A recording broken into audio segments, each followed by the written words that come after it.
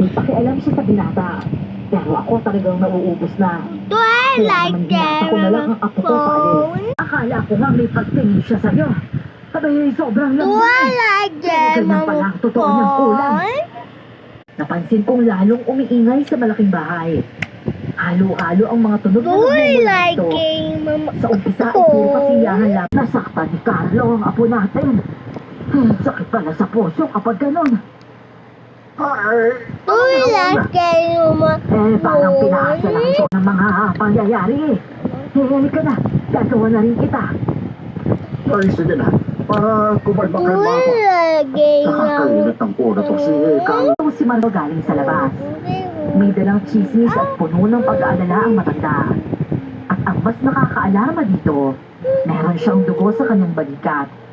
Namumutla ito at hindi makapagsalita ng maayos sa taranta.